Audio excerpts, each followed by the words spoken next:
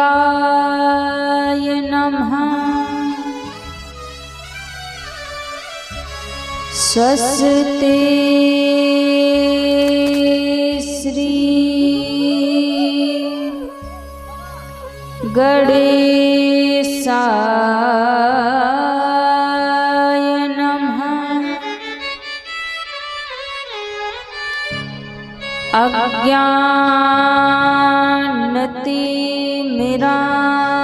अज्ञानतिमिरान्धस्य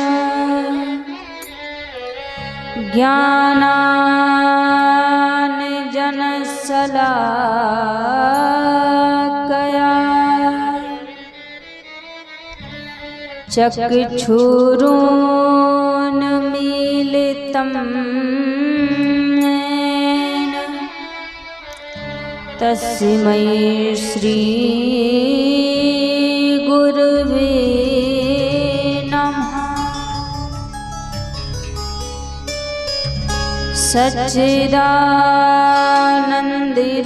सच्चिदानन्दरूपाय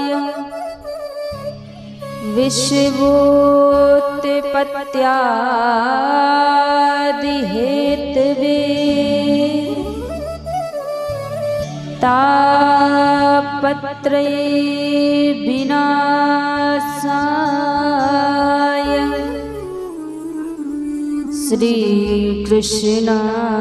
श्रीकृष्णाय वयं नमः। जय जय श्री राधारमण जय जय नवल किशोर जय गोपी चित चोर प्रभु जय जय माखन चोर। आइए हनुमान जी विराजिए कथा कहूँ मति अनुसार प्रेम सहित आसन लगो विराजिए पवन कुमार। हरे कृष्ण कृष्ण कृष्ण हरे हरे हरे कृष्ण कृष्ण कृष्ण हरे हरे हरे राम राम राम हरे हरे हरे राम राम राम हरे हरे।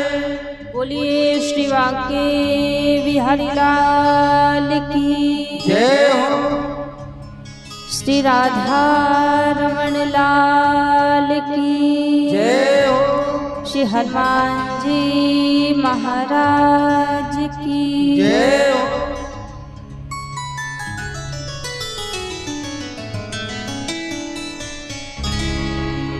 आइए सभी भक्तजन आज की पावन मंगलमय कथा में प्रवेश करने से पहले मन और वाणी को पवित्र करते हुए प्रभु के पावन नाम को गाते हुए सभी आज की परम पावन परम मंगलमय कथा में सभी बड़े भाव से प्रवेश करेंगे। सभी आज विश्राम दिवस की पावन मंगलमय कथा में प्रवेश करने से पहले प्रभु को याद करते हुए आज की कथा में सभी प्रवेश करेंगे।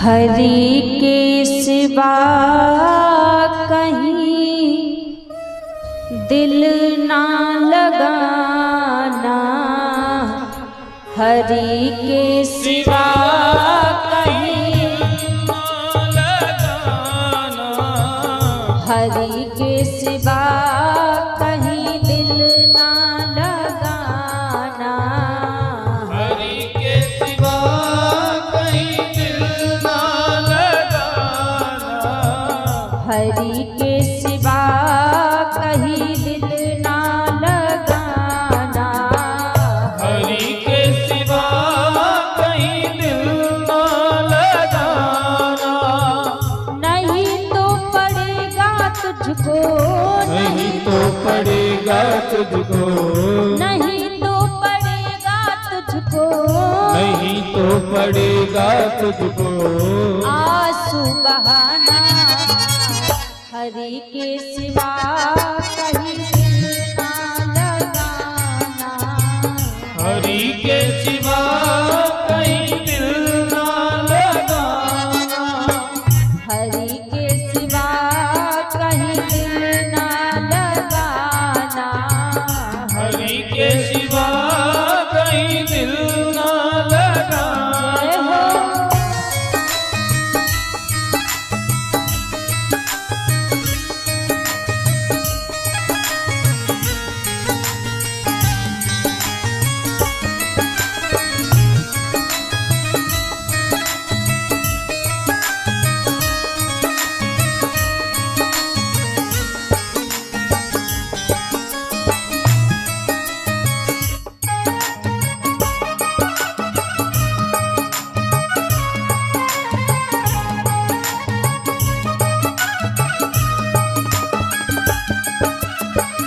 जो प्रभु का गुणगान किया है, जो प्रभु का गुण गान किया है, जो प्रभु का गुणगान किया है, जो प्रभु का गुण गान किया है, साचा जीवन वो ही जिया है, साचा जीवन वो ही दिया है, साचा जीवन वो ही जिया है, साचा जीवन वो ही जिया है, सुमरन के बल से, सुमिरन के बल से, सुमरन के बल से, सुमिरन के बल से, मुक्ति है पाना, प्रभु के सिवा कहीं दिल ना लगाना, जय हो।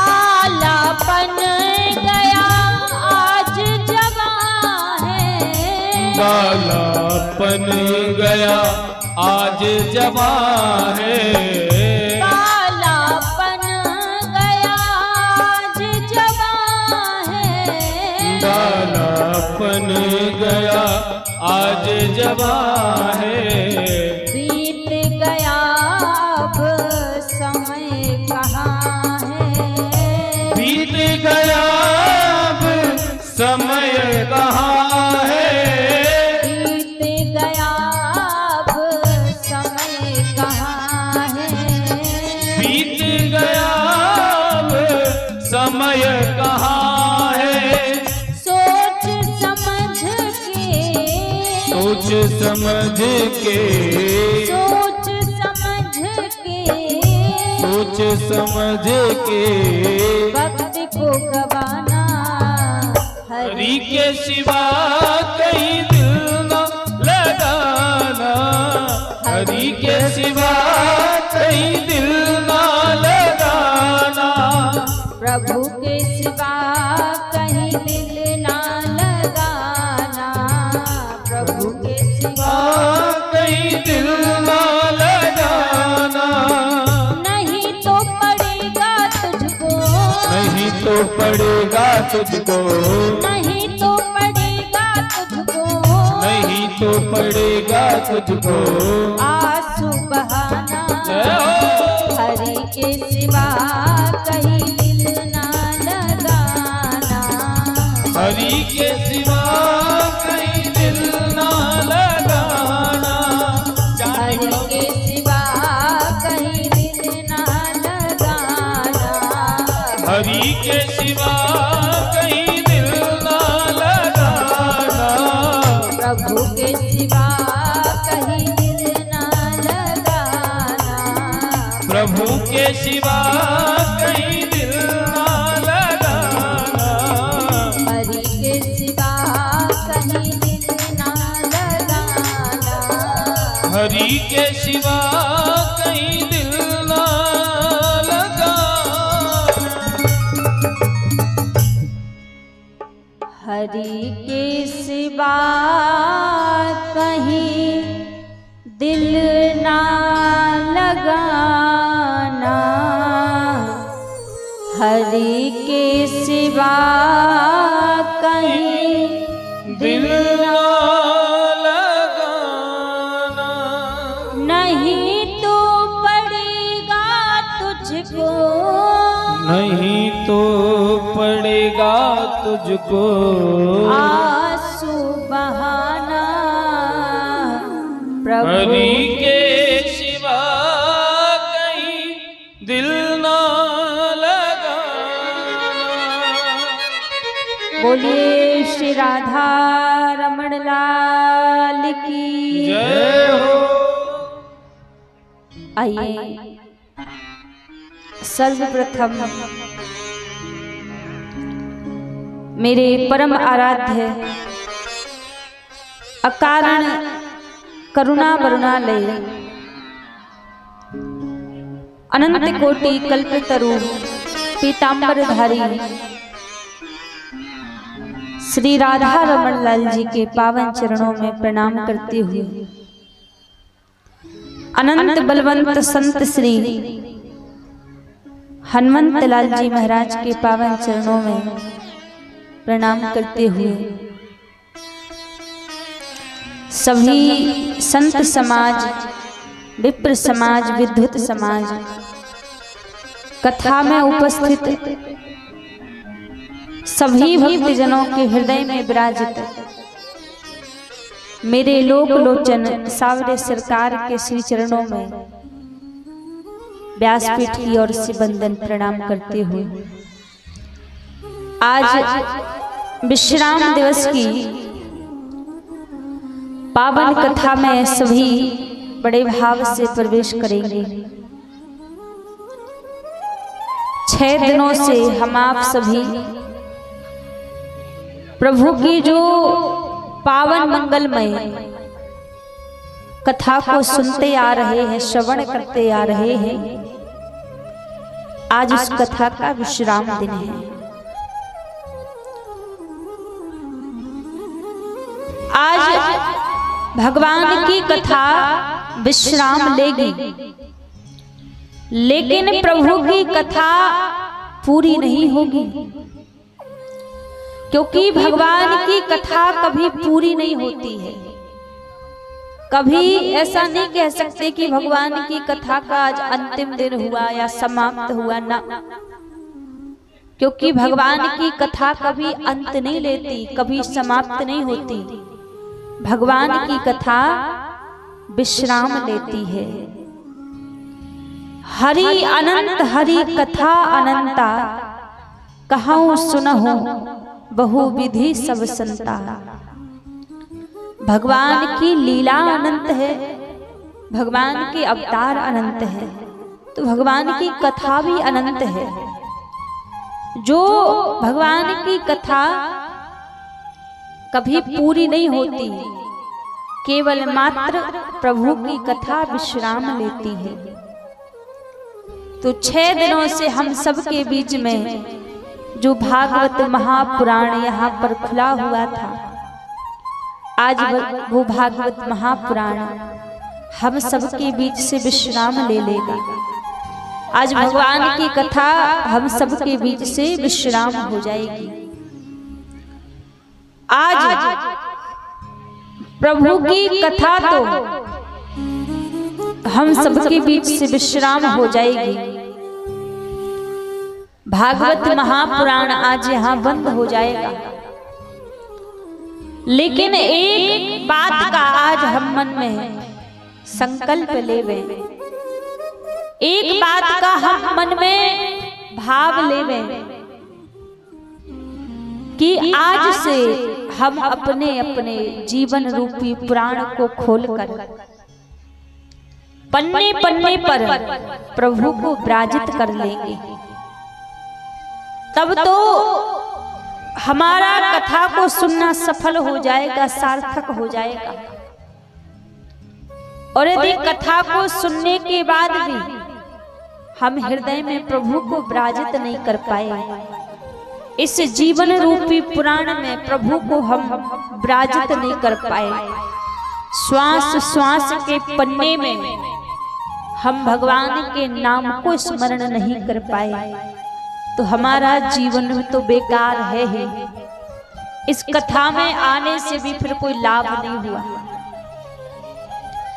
क्योंकि इस कथा में केवल मनोरंजन के लिए थोड़ी ना आया जाता है कि जैसे घर में बैठे थे वैसे जाके कथा पंडाल में बैठ जाएं, 2-3 घंटे मनोरंजन हो जाएगा, टाइम निकल जाएगा। तो कोई मनोरंजन का स्थान नहीं है। भगवान की कथा मनोभंजन का स्थान है, जहाँ मन को शांति मिलती हो, जहाँ मन को विश्राम मिलता हो। ये भगवान की कथा तो वो स्थान है। जीवन में एक बार भी यदि सच्चा सत्संग कर लिया जाए तो 1000 बार सत्संग करो या ना करो कोई आवश्यकता नहीं है। एक बार का सच्चा सत्संग भी व्यक्ति के जीवन को बदलने का सामर्थ्य रखता है, व्यक्ति के जीवन में परिवर्तन लाने का सामर्थ्य रखता है। एक बार का भी सच्चा सत्संग यदि कर लिया जाए। सत्संगति दुर्लभ संसारा, सत्संगति दुर्लभ संसारा, निमेष दंड भाऊ एकौ बारा, निमेष दंड भाऊ एको बारा। सत्संगति दुर्लभ संसारा, निमेष दंड भव एकौ बारा। एक बार का भी सच्चा सत्संग यदि हृदय से कर लिया जाए, उस सत्संग को हृदय में धारण कर लिया जाए, स्वीकार कर लिया जाए, तो एक बार का सत्संग भी व्यक्ति के जीवन को बदलने का सामर्थ्य रखता है। एक घड़ी आधी घड़ी आधो में पुण्यात, तुलसी संगत साधु की हरह कोटि अपराध। एक आधी घड़ी भी यदि हृदय से सच्चा सत्संग किया जाए तो वो भी समस्त विकारों का हरण कर लेने वाला है। हम तो 7 दिन से भगवान की कथा को सुन रहे हैं, श्रवण कर रहे हैं। 7 दिन से भगवान की कथा को श्रवण करने के बाद भी यदि हमारे जीवन में बदलाव नहीं आया तो हमारा कथा को सुनना बेकार गया, इस सत्संग में बैठना बेकार गया। इसलिए भगवान की कथा को श्रवण करके हमारे जीवन में बदलाव आना चाहिए, हमारे जीवन में परिवर्तन आना चाहिए, तभी हमारा कथा को श्रवण करना सार्थक है। तभी हमारा सत्संग में आना सार्थक है। कल हम सभी ने भगवान का विवाह उत्सव मनाया। प्रभु का विवाह माता रुक्मणी जी के साथ में हुआ। रुक्मणी जी के साथ में प्रभु का विवाह हुआ और विवाह करके प्रभु रुक्मणी जी को लेकर द्वारिकापुरी आ गए। और जब प्रभु द्वारिकापुरी आ गए तो यहाँ पर एक सत्राजित नाम का राजा था, जिस राजा को सूर्य से प्राप्त एक संयमंतक मणि थी, जिस मणि का 24 घंटे पूजन करने से नित्य प्रति वो मणि 50 भार सोना दिया करती थी। अब एक दिन क्या हुआ, सत्राजित उस मणि को अपने मस्तक पर धारण करके द्वारिकापुरी आए। जब द्वारिकापुरी आए तो भगवान ने सत्राजित से कहा कि राजन, तुम्हारे घर में तो इतनी भीड़ भाड़ है नहीं, इतनी सदस्य तुम्हारे घर में है नहीं, तुम इतनी संपत्ति का क्या करोगे, इतने सोने का क्या करोगे। तुम ऐसा करो, ये मणि मुझे दे दो।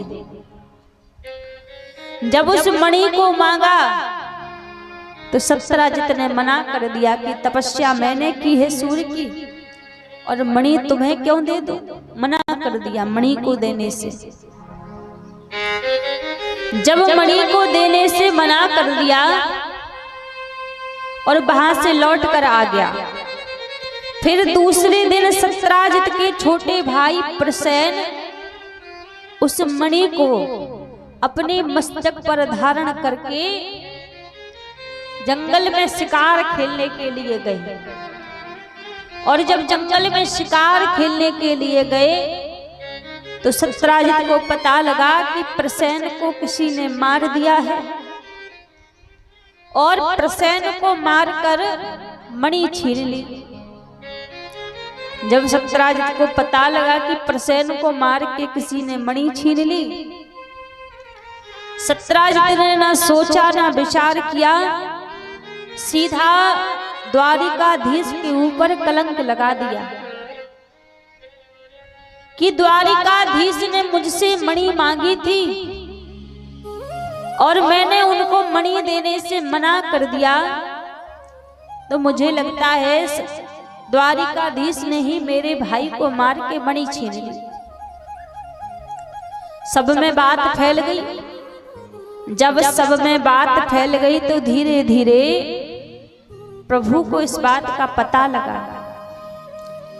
जब भगवान को इस बात का पता लगा तो आज प्रभु उसी जंगल में गए जिस जंगल में प्रसेन गया था। भगवान ने क्या देखा कि प्रसेन मरे पड़े हैं लेकिन मणि नहीं है वहां पे। चारों तरफ देखा तो भालू के पंजों के निशान दिखाई दिए।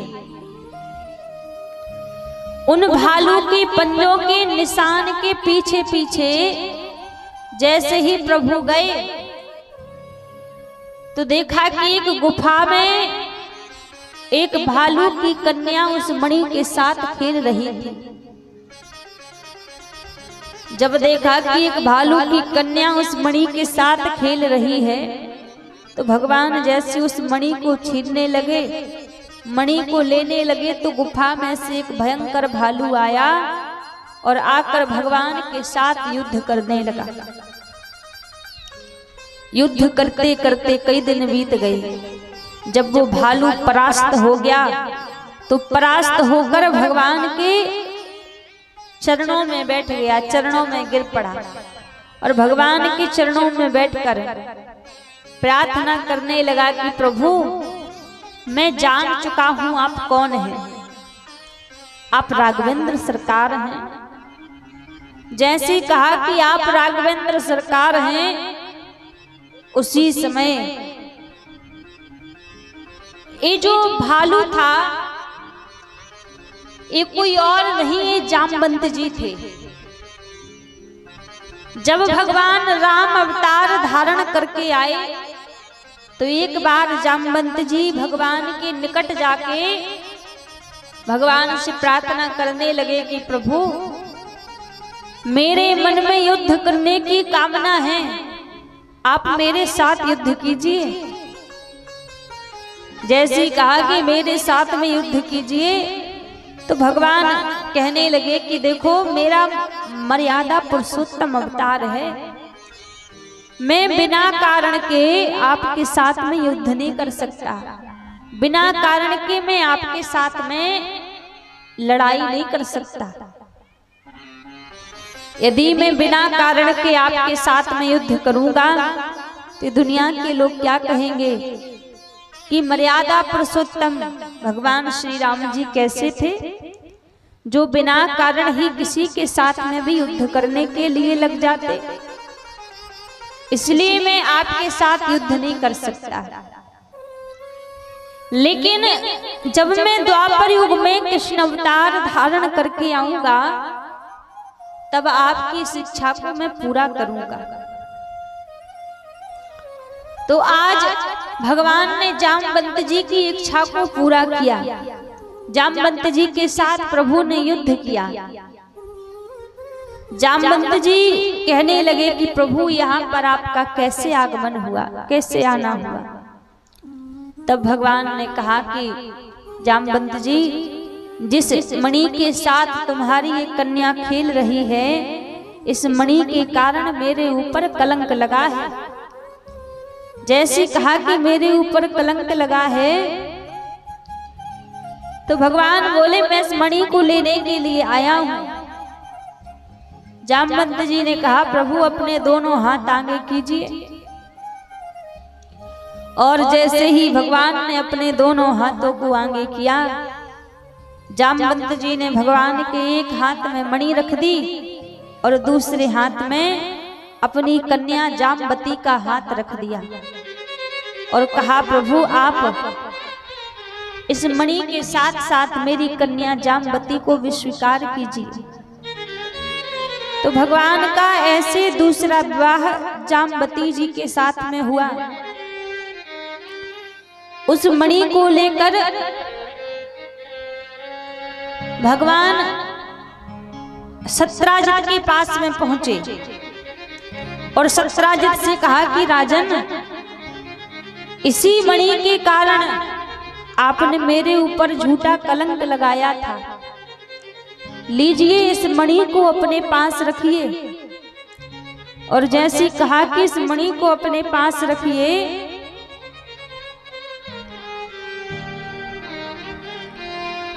सत्राजित को अपने हृदय में बड़ी ग्लानि हुई, बड़ा कष्ट हुआ कि मैंने एक मणि के कारण द्वारिकाधीश के ऊपर कलंक लगा दिया। सत्राजित बोले प्रभु, अब इस मणि को मैं स्वीकार नहीं करूंगा, अब इस मणि को आप ही रखिए और इस मणि के साथ साथ आप मेरी कन्या जामवती को भी स्वीकार, आप मेरी कन्या सत्यभामा को भी स्वीकार कीजिए। भगवान ने मणि को वहीं छोड़ा, सत्यभामा जी को लिया और प्रभु द्वारिकापुरी आ गए।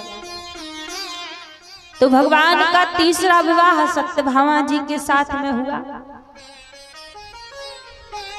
चौथा विवाह प्रभु का कालिंदी जी के साथ में हुआ, यमुना महारानी के साथ में। पांचवा विवाह मित्रवृंदा जी के संग में हुआ। छठवां विवाह लक्ष्मणा जी के संग में हुआ। सातवां विवाह सत्या जी के संग हुआ और आठवां विवाह प्रभु का भद्रा जी के संग हुआ। ऐसे एक एक करके भगवान के 8 विवाह हुए। जब प्रभु के 8 विवाह हुए तो यहाँ पर एक भूमि से उत्पन्न एक राजा था जिसका नाम था भौमासुर। और जब भौमासुर का जन्म हुआ था तो भूमि ने, पृथ्वी मैया ने भगवान से एक वरदान मांगा था और प्रभु से वरदान मांगा था कि हे नाथ, जब तक मैं ना कहूं तब तक आप मेरे इस पुत्र को मारना मत।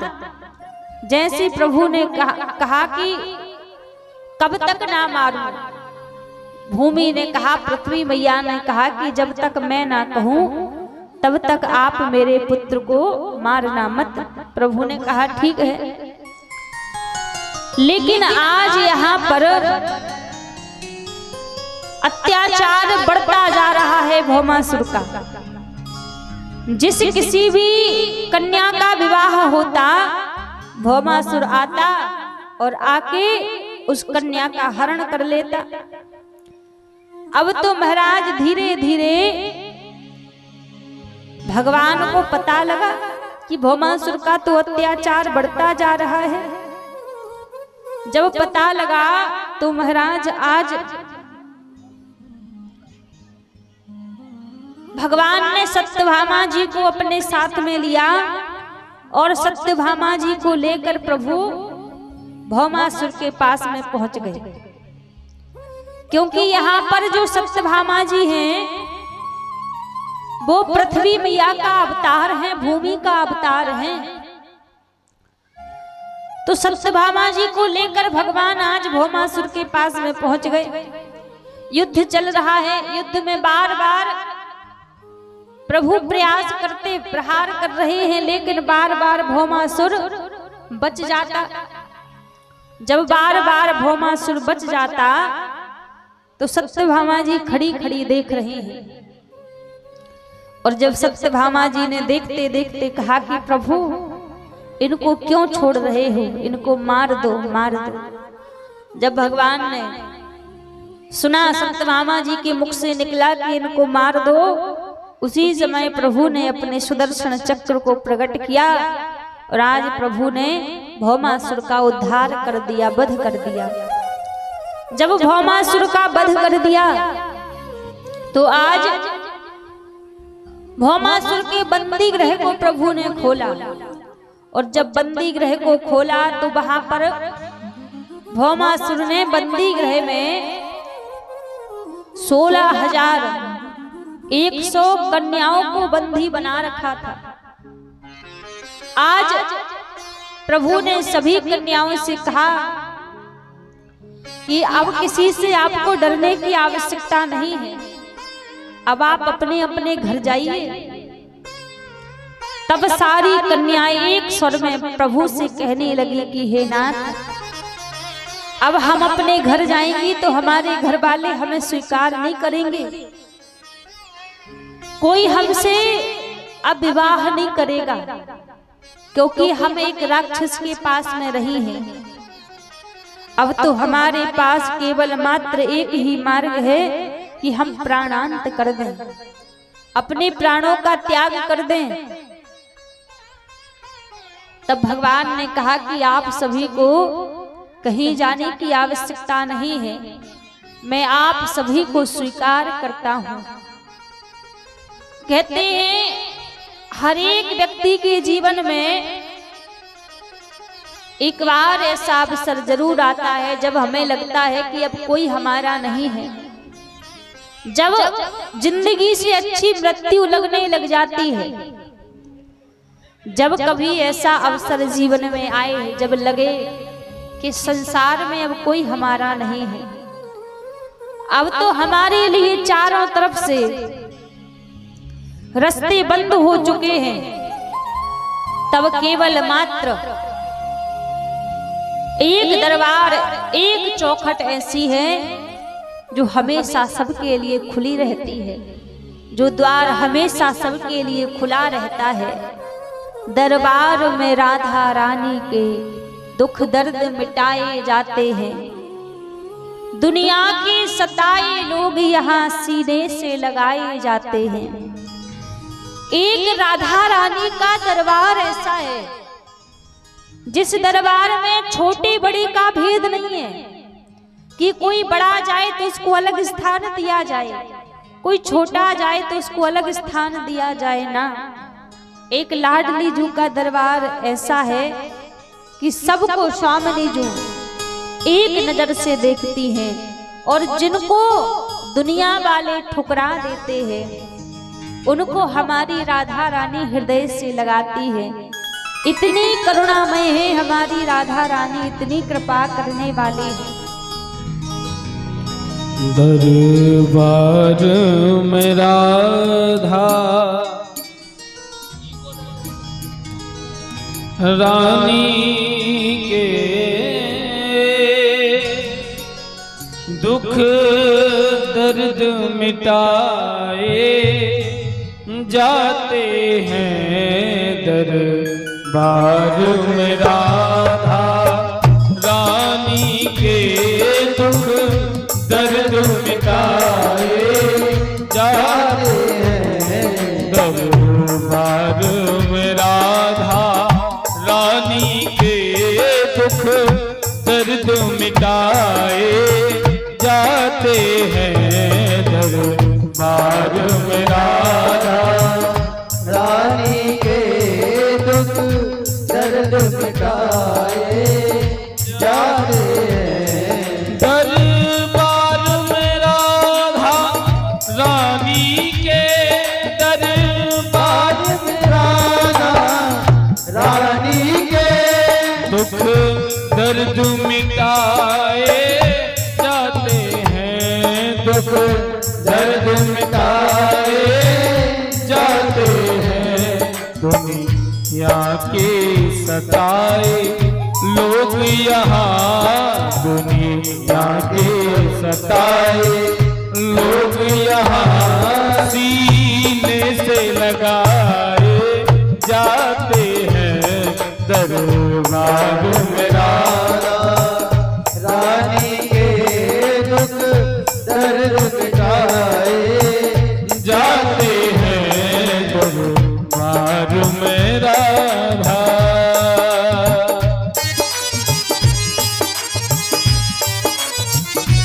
राधा रानी की जय हो।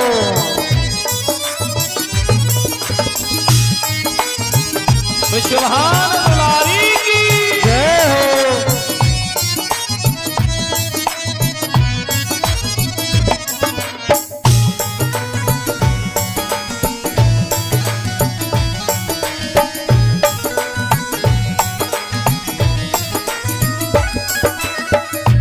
संसार सही रहने को यहाँ, संसार सही रहने को यहाँ, संसार सही रहने को यहाँ, संसार सही रहने को यहाँ, दुख ही दुख है सहने को यहाँ, दुख ही दुख है सहने को यहाँ, दुख ही दुख है सहने को यहाँ, दुख ही दुख है सहने को यहाँ।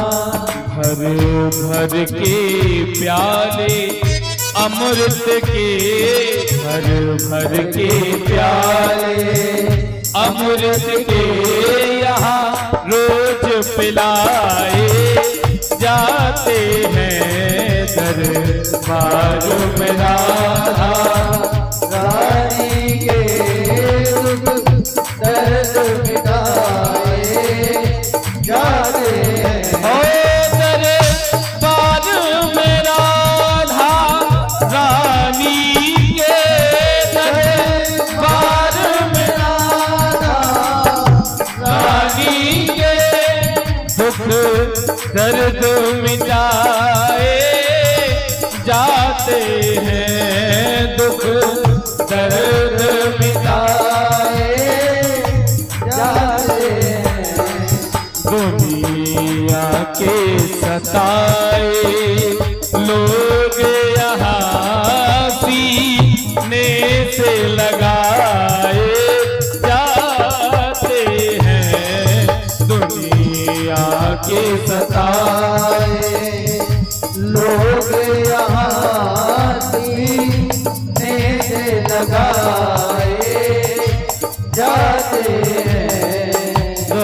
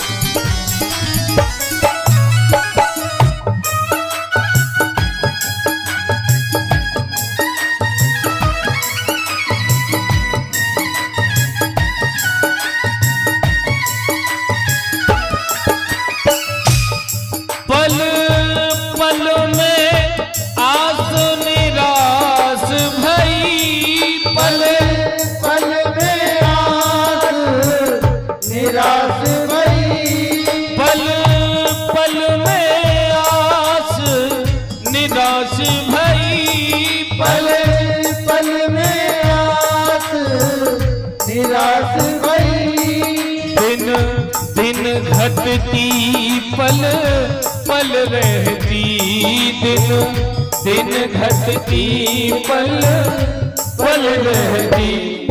दुनिया जिनको ठुकरा देती, दुनिया जिनको ठुकरा देती, वो गोद बिठाए जाते हैं। दुनिया जिनको ठुकरा देती, वो गोद बिठाए जाते हैं। दरबार में राधा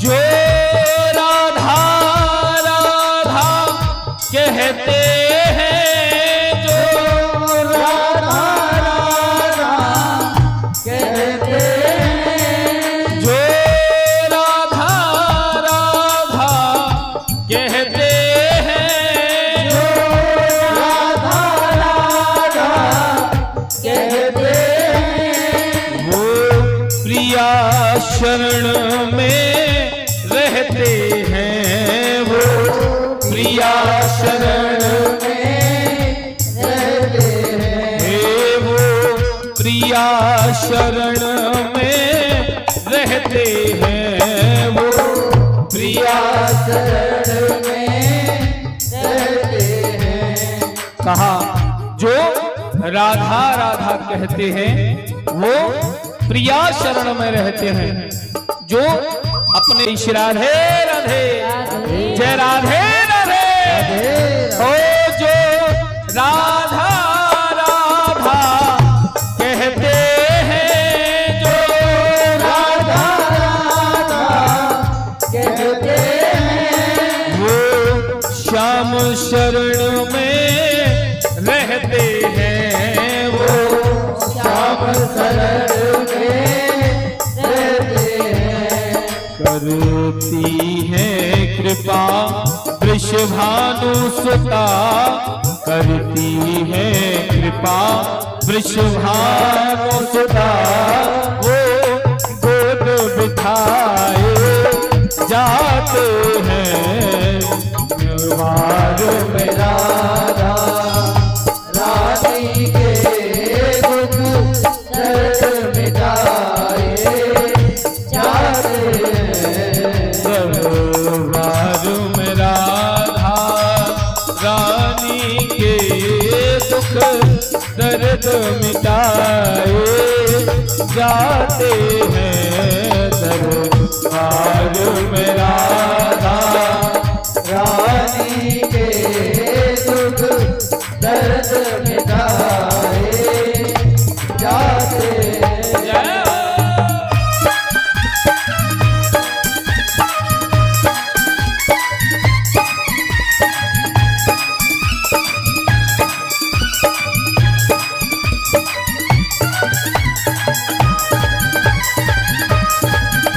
राधा रानी की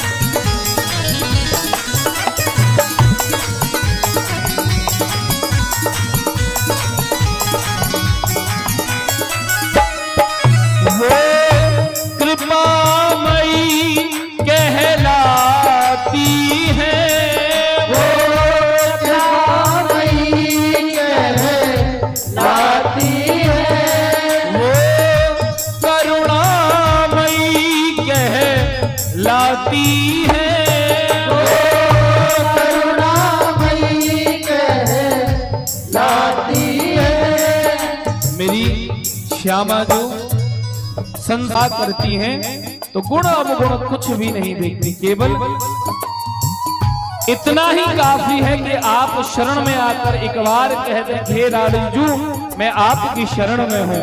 वो करुणामयी कह लाती है, वो करुणामयी कह लाती है, रसिकों के मन को भाती है, रसिकों के मन को भाती है, रसिकों के मन को भाती है, रसिकों के मन को भाती है।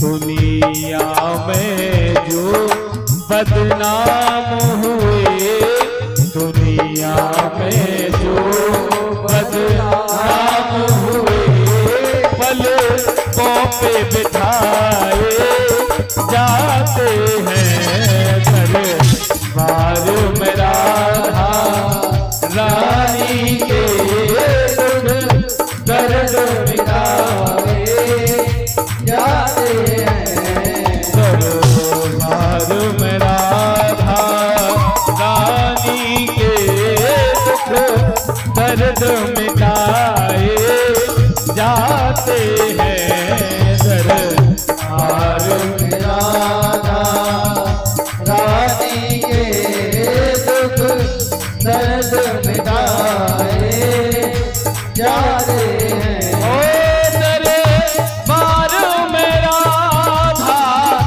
रानी के, दरबार में राधा रानी के दुख दर्द मिटाए जाते हैं, दुख दर्द मिटाए जाते हैं। दुनिया के सताए लोग यहाँ सीने से लगाए जाते हैं, दुनिया के सताए लोग यहाँ सीने से लगाए जाते हैं। ये वो दरबार है जो संसार से हार जाए और केवल एक बार ये कहते कि हे लाडलियों, हे राधा रानी मैं आपका हूं, बस आप कृपा करिए और आप ही संभालिए। तो इतनी देर नहीं लगती, श्री राधे जू बड़ी करुणामयी है, बड़ी कृपामयी है। वो दोनों हाथ उठा करके सभी पुकार जो कहें जय राधे राधे, जय राधे राधे, जय राधे राधे, जय राधे राधे, जय राधे राधे, जय राधे राधे, जय राधे राधे, जय राधे राधे, जय राधे राधे, जय राधे राधे, जय राधे राधे, जय राधे राधे, जय राधे राधे, जय राधे राधे, जय राधे राधे, जय राधे राधे, जय राधे राधे, जय राधे राधे। ऐसे नहीं, सभी दोनों हाथ उठा करके पुकारे, सभी दोनों हाथ उठा के कहें जय राधे राधे, जय राधे राधे, जय राधे राधे, जय राधे राधे, जय राधे राधे, जय राधे राधे, जय राधे राधे, जय राधे राधे, जय राधे राधे, जय राधे राधे। श्री वृंदावन में, श्री वृंदावन में, श्री नंदगांव में, श्री नंदगांव में, श्री बरसाने में, श्री बरसाने में, श्री गोवर्धन में, श्री गोवर्धन में, श्री गोकुल जी में, श्री गोकुल जी में, श्री निगमन जी में, श्री राधारमण जी, श्री राधारमण जी, श्री राधा वल्लभ, श्री राधा वल्लभ, श्री मांगे बिहारी, श्री मांगे बिहारी। जय राधे राधे, जय राधे राधे, जय राधे राधे, जय राधे राधे, राधे राधे, राधे राधे, राधे राधे, राधे राधे, राधे राधे, राधे राधे, राधे राधे, राधे। जय जय श्री राधे। बोले राधा रानी युगल सरकार की जय, शिव वृंदावन बिहारी लाल की जय, जय श्री राधे। बोलिए श्री राधा रमण लाल की।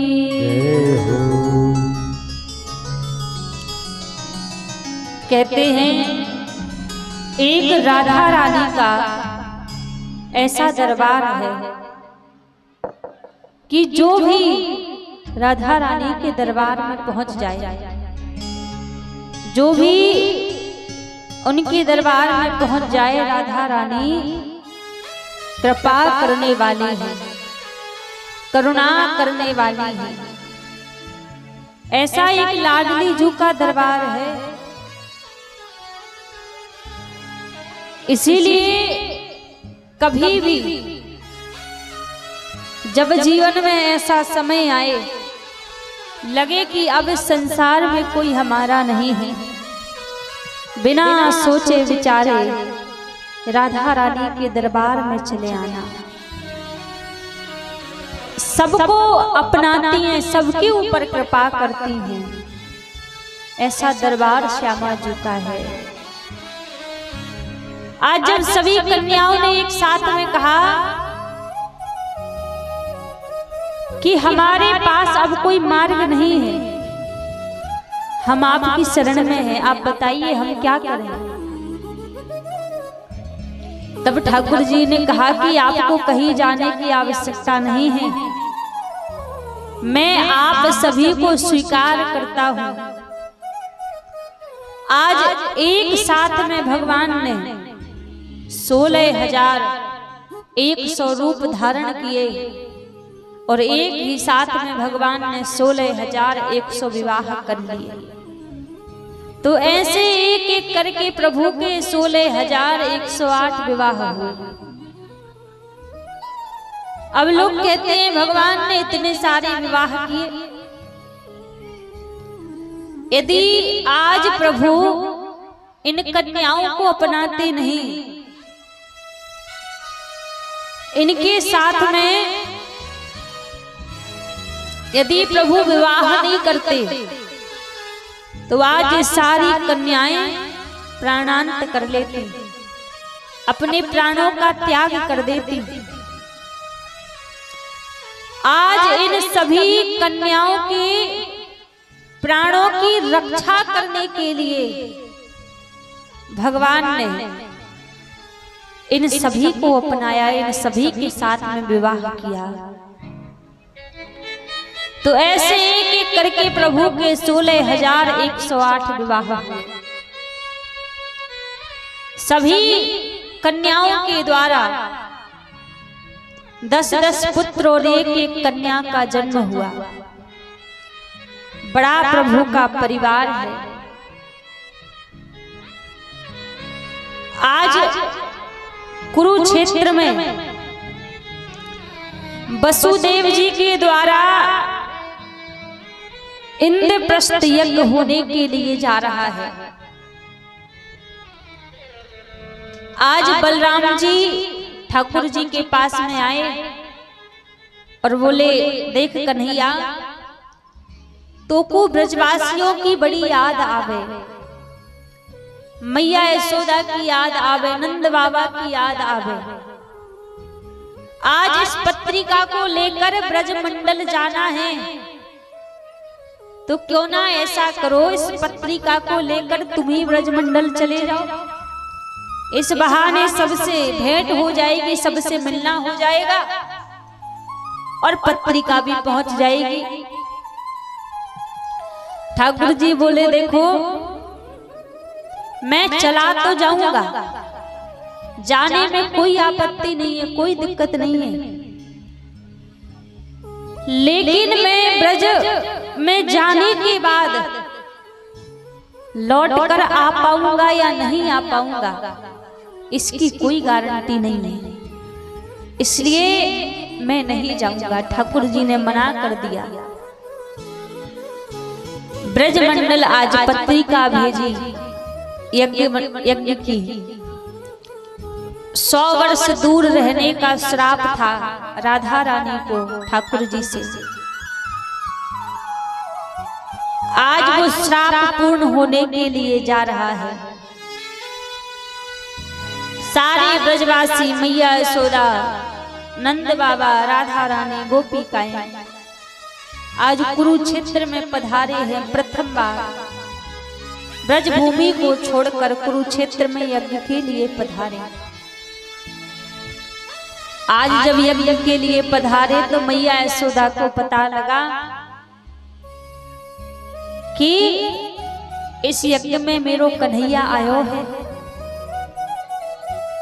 मैया की बुजुर्ग अवस्था हो गई है, एक हाथ में लाठी ले रखी है मैया ने और एक हाथ में माखन रोटी ले रखी है। जितने भी शिविर लगे हुए हैं हर एक शिविर के पास में मैया यशोदा जाती हैं, आवाज लगाती हैं, मेरो कनुआ कहाँ है, मेरो कन्हैया कहाँ है। और जब मैया आवाज लगाती हैं पूरे शिविर में ठाकुर जी को मैया यशोदा ढूंढ रही हैं। जब ठाकुर जी को ढूंढते ढूंढते वहीं से मैया गुजर रही थी, आवाज लगा रही थी, मेरो कनुआ कहाँ है, मेरो कन्हैया कहाँ है। वहीं ठाकुर जी अपने शिविर में सो रहे थे और जैसे ही ठाकुर जी ने मैया यशोदा की आवाज सुनी तुरंत जाके अपने शिविर से बाहर आए, मैया को देखा। मैया के एक हाथ में माखन रोटी है, एक हाथ में लाठी है और जैसी मैया को देखा ठाकुर जी ने अंकों में भर लिया, हृदय से लगा लिया। आज मैया की गोदी में बैठकर ठाकुर जी माखन रोटी खा रहे हैं और मैया सब बोले, मैया आपको कबहू अपने कन्हैया की याद न आई? मैं तो अपने कर्म के पंथ पर आ गया था ब्रजमंडल को छोड़ के, पर आप तो कबो मथुरा अपने लाला से मिलवे को आ जाती। मैया यशोदा बोली, लाला देख, हमने सोची कि जब हमारे कन्हैया को हमसे दूर रहने में सुख है तो या के सुख में ही हमें प्रसन्न रहना चाहिए। आज मैया से भेंट हुई, राधा रानी आई, राधा रानी से ठाकुर जी की भेंट हुई, समस्त ब्रजवासियों से भेंट हुई। इंद्रप्रस्थ यज्ञ पूरा हुआ और जब यज्ञ पूरा हुआ मैया यशोदा सारे ब्रजवासी लौटकर ब्रजमंडल चले गए। आज राजा परीक्षित सुखदेव जी महाराज से पूछते हैं कि गुरुदेव आप भगवान को करुणा सिंधु कहा करते हो, हमें कोई ऐसी कथा श्रवण कराइए जिसमें भगवान ने अपने भक्त के ऊपर करुणा की हो। जैसे ही कहा उसी समय महाराज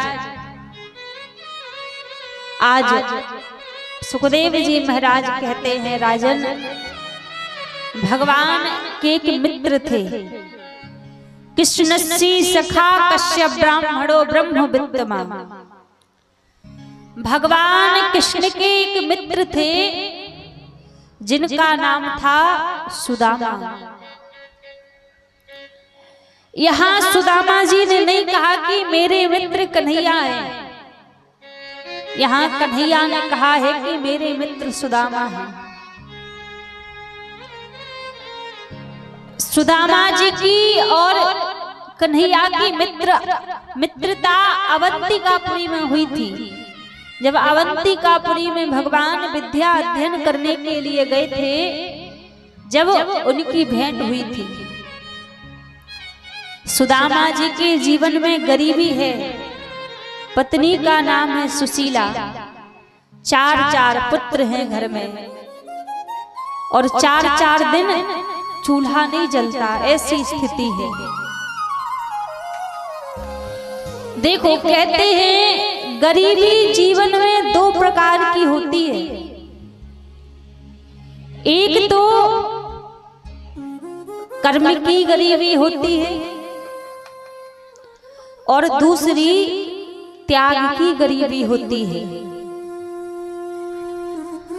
सुदामा जी के जीवन में जो गरीबी है आज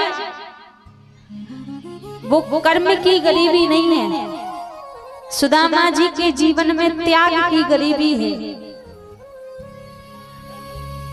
जब अवंतिकापुरी में कृष्ण और सुदामा विद्या अध्ययन कर रहे थे, तब एक बार ऋषि दुर्वासा जी भिक्षा मांगने के लिए आए आश्रम में। गुरु माता के पास जाकर आवाज लगाने लगे, भिक्षाम देहि।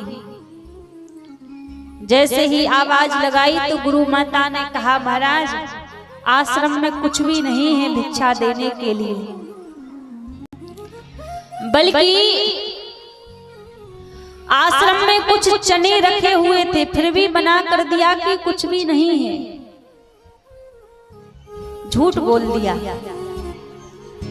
अब थोड़ी दूरी पर दुर्वासा जी आए और विचार करने लगे कि इतना बड़ा आश्रम है और ऐसा नहीं हो सकता कि इतने बड़े आश्रम में कुछ भी ना हो, एक बार जरा ध्यान लगाकर देखूं तो सही। और जब दुर्वासा जी ने ध्यान लगाकर देखा तो आश्रम में कुछ चने रखे हुए थे। दुर्वासा जी को क्रोध आ गया कि इतने बड़े संत की पत्नी होने के बाद भी मुझसे झूठ बोल दिया कि कुछ भी नहीं है। क्रोध में आकर दुर्वासा जी ने श्राप दे दिया कि जो भी इन चनों को खाएगा वो 7 जन्म के लिए गरीब हो जाएगा, दरिद्र हो जाएगा। और जब श्राप दे दिया तो महाराज वहीं पीछे सुदामा जी महाराज खड़े खड़े सुन रहे थे। जब कृष्ण और सुदामा जंगल में लकड़ी बीनने के लिए जाने लगे तो आज गुरु माता ने वही चने दिए और कहा, बेटा रास्ते में यदि भूख लगे तो इन चनों को खा लेना। सुदामा जी ने वो चने अपने पास में रख लिए। जंगल में कृष्ण और सुदामा लकड़ी बीनने के लिए गए और जब लकड़ी बीनने के लिए गए, आज सुदामा जी का मन लकड़ी बीनने में नहीं है। आज सुदामा जी का मन बार बार उन चनों के ऊपर ही जा रहा है, कहीं हमारो कन्हैया इन चनों को ना मांग ले। और जैसे सुदामा जी थोड़ी दूरी पर पहुंचे, चारों तरफ देखा कि कोई देख तो नहीं रहा। जब चारों तरफ देखा कोई नहीं देख रहा, मौका जानकर सुदामा जी सारे चने अकेले ही खा गए। सारे चने अकेले ने खा लिए। थोड़ी देर में ठाकुर जी बोले, सुदामा जो गुरु माता ने चने दिए थे, बड़ी भूख लगी है, कुछ चने दे दो खावे को। सुदामा जी बोले, मुझे बड़ी भूख लगी थी, मैंने तो सारे चने खा लिए। भगवान ने ध्यान लगाकर देखा और ध्यान लगाकर देखकर बोले, सुदामा मैं जानता हूं कि तुमने सारे चने अकेले ने क्यों खा लिए। मुझे दुर्वासा जी के श्राप से बचाने के लिए तुमने सारे चने अकेले नहीं खा लिए, सारा श्राप खुद ने ही अपने ऊपर ले लिया। तब भगवान ने वरदान दिया कि तुम श्राप बस 7 जन्म लेकर आओगे, मैं 7 जन्म ही तुम्हें दर्शन दूंगा। तो आज सुदामा जी के जीवन में जो गरीबी है वो त्याग की गरीबी है। सुदामा जी ने त्याग किया है, इसलिए जीवन में गरीबी है। दूसरी होती है कर्म की गरीबी। कई बार हम भले ही कितना धन रुपया पैसा कमा लें, भले ही कितनी संपत्ति हम कमा लें, लेकिन यदि हमारे कर्म अच्छे नहीं हैं, हमारे यदि कर्म बुरे हैं, तो लाख संपत्ति कमाने के बाद भी हमारे घर में गरीबी ही रहेगी, दरिद्रता ही रहेगी। तो कई बार जीवन में कर्म की गरीबी होती है। आजकल देखा जाए तो त्याग की गरीबी तो किसी के जीवन में नहीं है। आजकल तो जिसके जीवन में भी देखा जाए सो कर्म की गरीबी है। आज हम रुपया पैसा खूब कमाते हैं लेकिन घर में पैसे नहीं रुकते। क्यों? क्योंकि घर में दरिद्रता निवास करती है, घर में गरीबी बनी रहती है, क्योंकि हमारे कर्म अच्छे नहीं हैं। घर में संपत्ति की बचत करना या घर में रखी हुई संपत्ति को उजाड़ देना एक नारी के हाथ में होता है।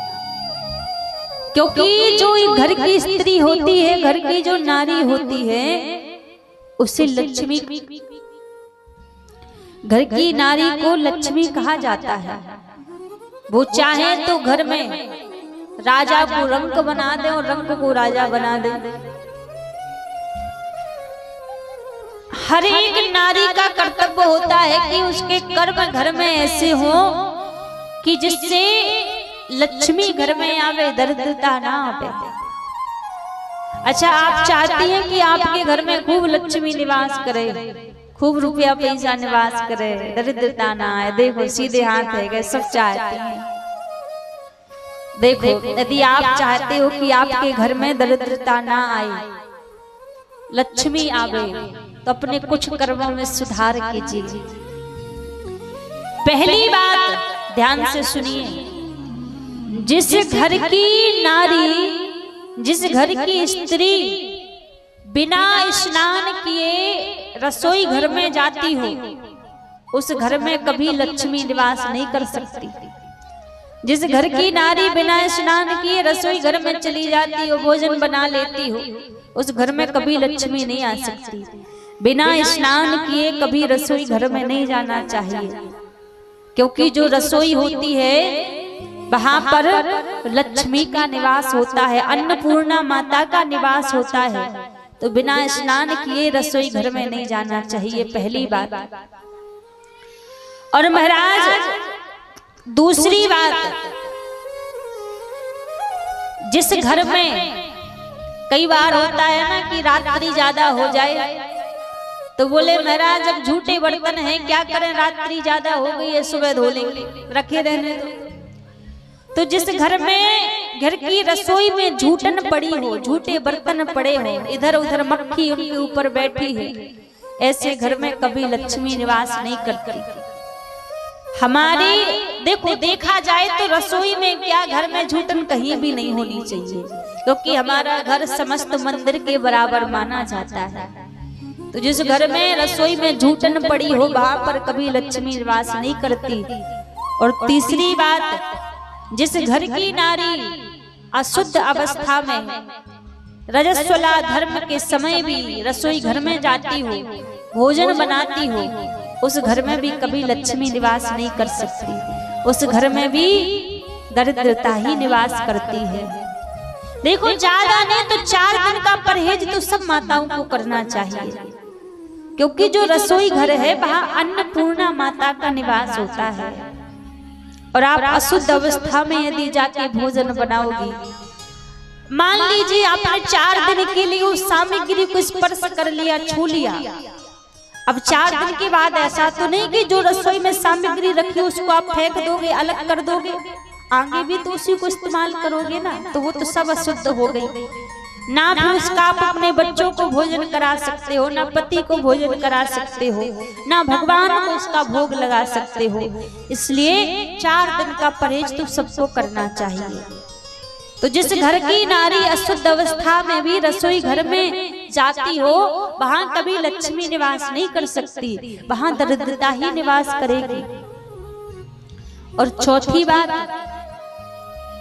जिस घर की स्त्री सायंकाल की बेला में घर की चौखट पर बैठकर इधर उधर की बुराइयां करती हो, या घर की चौखट पर सायंकाल की बेला में बैठती हो, तो ऐसे घर में भी कभी लक्ष्मी निवास नहीं करेगी। आप खूब मेहनत कर करके, खूब धन रुपया कमा कमा के आप रख लीजिए, पैसा आते तो आपको दिखेगा, लेकिन किस रास्ते से निकल जाएगा, कहां से निकल जाएगा, ये आपको भी पता नहीं लगेगा।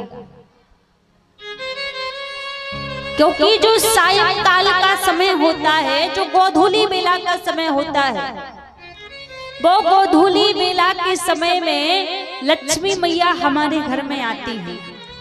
गोधूली बेला का जो समय है, कहते हैं 5:30 बजे से 7 बजे तक का जो समय रहता है, सायंकालीन बेला में 5:30 बजे से जो 7 बजे तक का समय होता है, ये गोधूली बेला का समय होता है।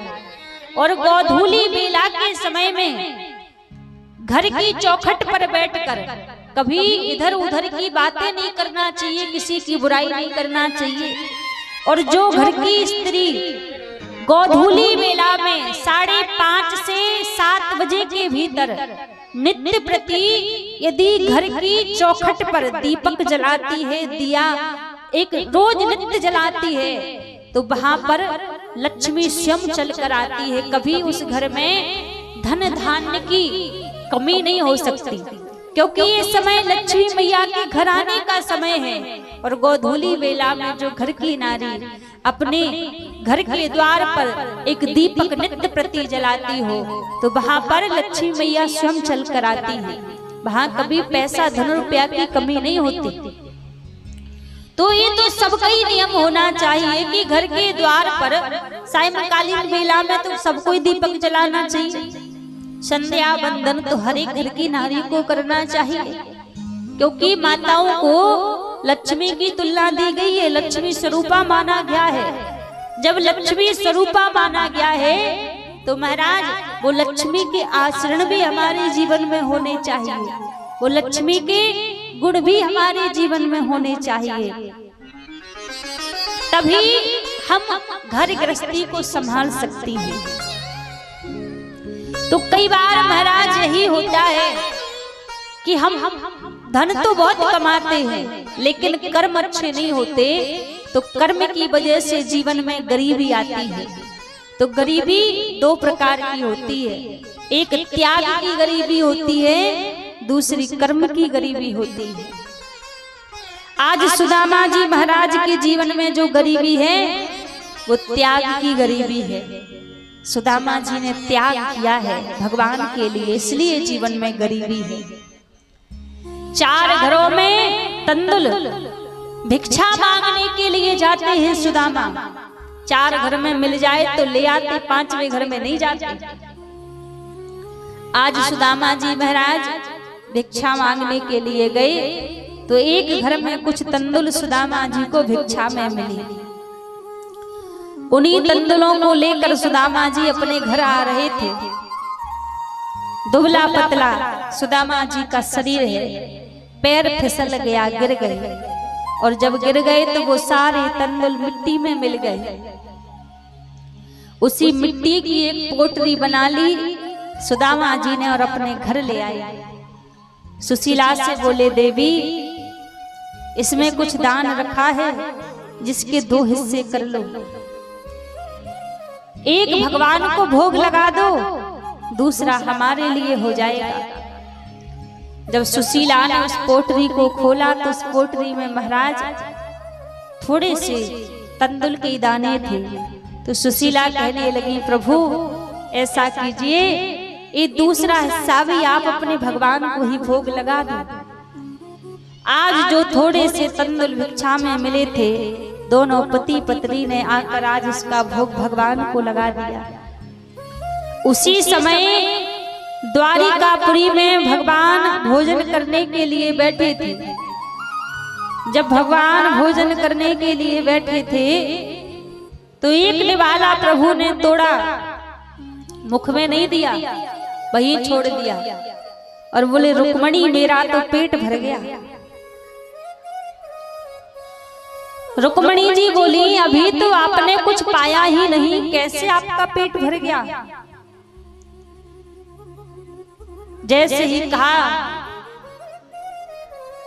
तो भगवान बोले, रुक्मणी देखो, मेरे मित्र सुदामा के घर में 4 दिन से चूल्हा नहीं जला है।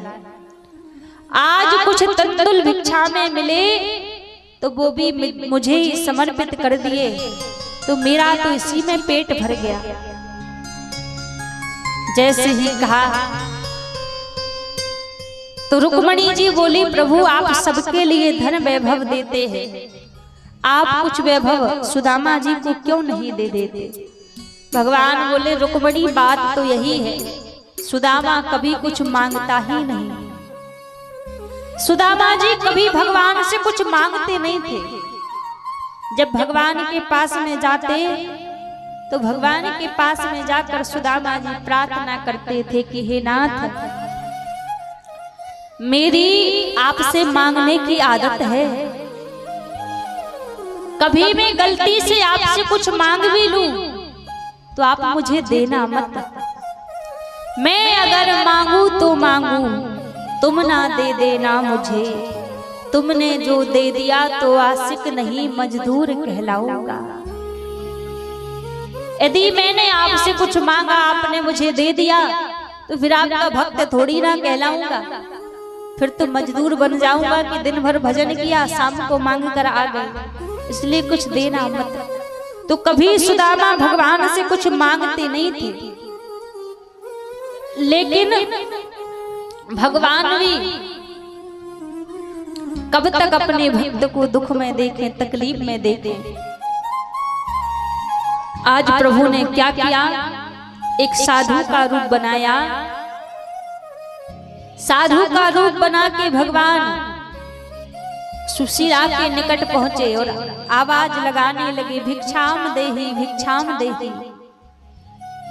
सुशीला घर से बाहर आई और बोली, भगवान हम आपको कोई भिक्षा नहीं दे सकते, हमारे घर में गरीबी रूपी कन्या ने जन्म लिया है, तो गरीबी का सूरतक फैला हुआ है, इसलिए हम आपको कोई भिक्षा नहीं दे सकते।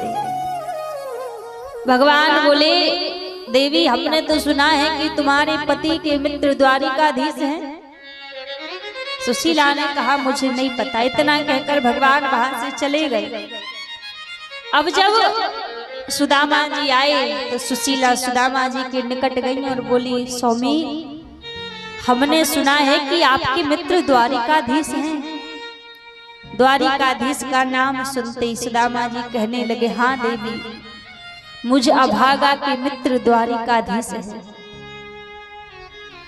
जैसे ही कहा, सुशीला ने कहा कि मैं आपसे ये नहीं कहती कि आप उनके पास में कुछ मांगने के लिए जाइए, पर एक बात बताओ, कभी आपका मन नहीं करता कि आप द्वारिकाधीश के दर्शन करने के लिए जाएं? सुदामा जी बोले, देवी जिसका मित्र द्वारिकाधीश के जैसा हो, कैसे मन नहीं करेगा? दर्शन को मन करता है, लेकिन हमारी और उसकी बराबरी नहीं है। वो सोने की द्वारिकापुरी का राजा है और हम इस झोपड़ी के राजा हैं। सुशीला बोली, मैंने देखा तो नहीं है उनको, पर सुना जरूर है, वो बड़े करुणा करने वाले हैं। आप एक बार मेरे कहने पर उनके दर्शन के लिए जाइए। 4 घरों में सुशीला गई। 4 मुट्ठी तंदुल लेकर सुशीला जी आई, और जैसी 4 मुट्ठी तंदुल लेकर आई, एक पोटरी बनाकर सुदामा जी को दे दे। और जैसे एक पोटरी बनाकर सुदामा जी को दे दी, सुदामा जी उस पोटरी को लेकर आज सुशीला से विदा लेकर द्वारिकापुरी की ओर सुदामा जी जा रहे हैं। जब सुदामा जी द्वारिकापुरी की ओर जा रहे थे तो कुछ दूरी तक सुदामा जी चले, फिर रास्ते में एक जंगल पड़ा। उस जंगल में पहुंचते सुदामा जी विचार करने लगे कि अब किस ओर जाऊं। चारों तरफ घनघोर जंगल है, वो मार्ग नहीं पता जो द्वारिकापुरी की ओर जाता है। पेड़ के नीचे बैठकर सुदामा जी रोने लगे, भगवान से प्रार्थना करने लगे कि हे नाथ, मैं नहीं जानता वो कौन सा रास्ता है जो आपकी ओर आता है, पर आप तो जानते हैं कि वो कौन सा मार्ग है जो मेरी ओर आता है। आज सुदामा जी महाराज रोते रोते बगीचे में ही सुदामा जी की आंख लग गई। भगवान ने अपनी माया को आदेश किया, अपनी माया के द्वारा सुदामा जी को द्वारिकापुरी के बगीचों में बुला लिया।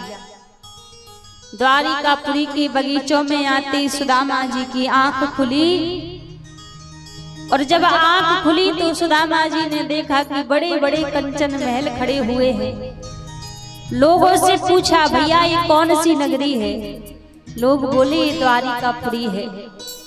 जैसे तैसे भगवान के मुख्य द्वार पर सुदामा जी पहुंचे और द्वारपालों से निवेदन करने लगे कि भैया मुझे भगवान से मिलना है, द्वारिकाधीश से मिलना है। हो देखो देखो ये गरीबी कहा कृष्ण के दर पे मैं विश्वास लेके आया हूँ। मेरे बचपन का यार है मेरा श्याम, यही सोच कर मैं आस करके आया हूँ। हो अरे द्वारपालो कन्हैया से कह दो, अरे द्वारपालो कन्हैया से कह दो कि दर पे सुदामा गरीब आ गया है, कि दर पे सुदामा गरीब आ गया है, कि दर पे सुदामा गरीब आ गया है, कि दर पे सुदामा गरीब आ गया है। ओ भटकते भटकते न जाने कहाँ से, भटकते भटकते न जाने कहाँ से तुम्हारे महल के करीब आ गया है, तुम्हारे महल के करीब आ गया है।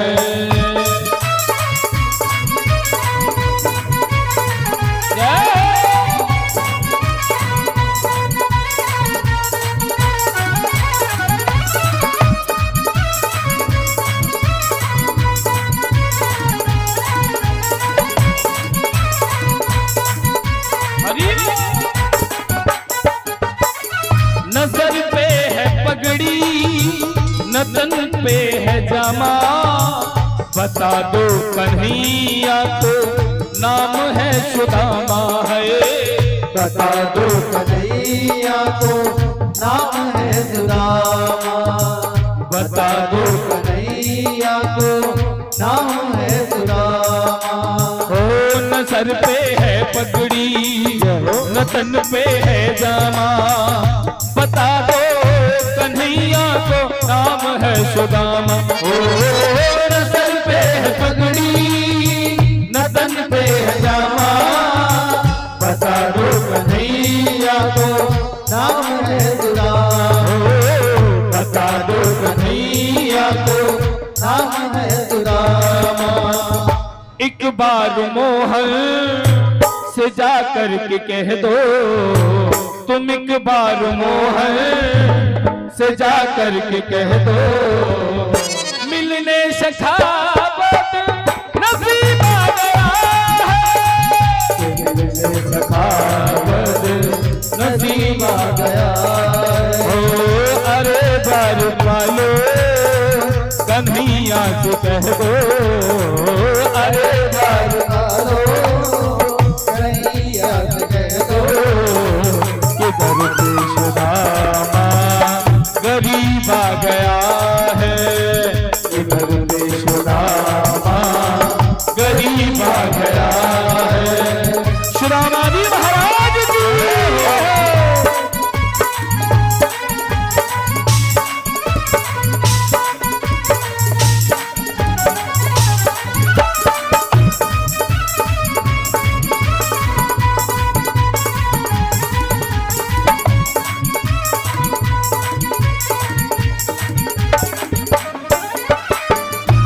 सुनते ही दौड़े चले आए मोहन, लगाया गले से सुदामा को मोहन है, लगाया गले सुदामा को मोहन, लगाया गले से सुदामा को मोहन।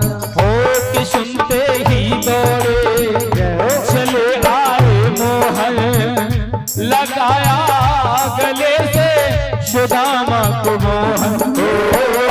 सुनते ही दौड़े चले आए मोहन, लगाया गले सुदामा को मोहन, लगाया गले सुदामा को मोहन।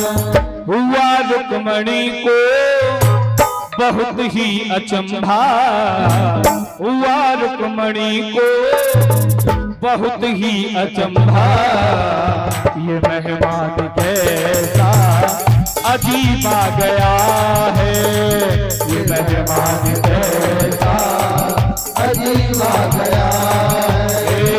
अरे घर पालो कन्हैया से कह दो, अरे घर पालो कन्हैया से कह दो, इधर पे सुदामा गरीब आ गया है, इधर पे सुदामा गरीब आ गया है।